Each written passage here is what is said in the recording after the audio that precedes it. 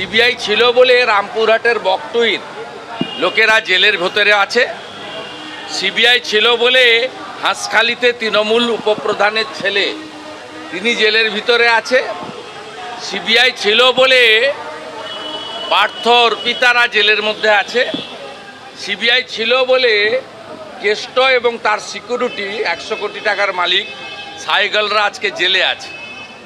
অর্থাৎ তৃণমূল এ সম্পর্কে কম কথা বলাই ভালো। তৃণমূল প্রথম 4 দিন তার পুলিশকে যদি দিয়ে ঠিকঠাক করে ইনভেস্টিগেশন করতে পারত, তাহলে আজকের জায়গায় এই জায়গায় এসে দাঁড়াতে হতো না। অন্যদিকে সন্দীপ ঘোষকে, যেখানে রাজ্যে চাকরির অভাব, মুখ্যমন্ত্রী বলেছিলেন ডবল ডবল চাকরি, আমরা সন্দীপ ঘোষের ক্ষেত্রে ট্রিপল চাকরি দেখলাম। আরজিকর, এনআরএস, এখন আবার ওএসডি স্বাস্থ্য ভবন। কি চিটাগুড়ের সম্পর্ক আছে সন্দীপ ঘোষের সঙ্গে তৃণমূলের, এটা পশ্চিমবাংলার জনগণ জানতে চায়। ডবল ডবল চাকরি 21-এর আগে বলেছিলেন, আজকে সন্দীপ ঘোষের ক্ষেত্রে তো দেখলাম ট্রিপল চাকরি, 3টে চাকরি।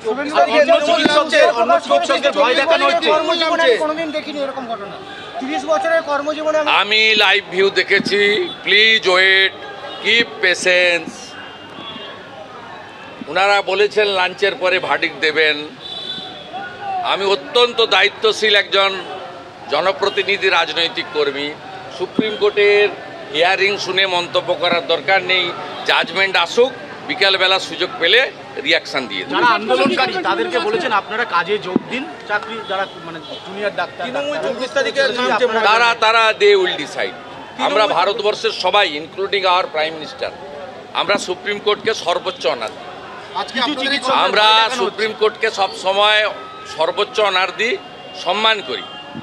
ডাক্তারদের ফোরাম তাদের নিজস্ব সিদ্ধান্ত নেবেন, আমরা তাদেরকে ডিকটেট করতেও পারি না, কিছু বলতেও পারি না।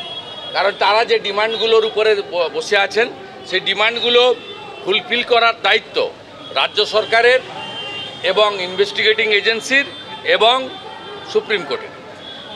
এবার তারা যদি স্যাটিসফাইড হয়, তারাই তার উত্তর দিতে পারবেন। আমাদের পক্ষে তাদের নিয়ে কিছু বলা উচিত নয়, তবে তাদের ডিমান্ডগুলোকে বিজেপি সাপোর্ট করে। স্লোগান উঠছে, চাইছে বাংলার জনতা।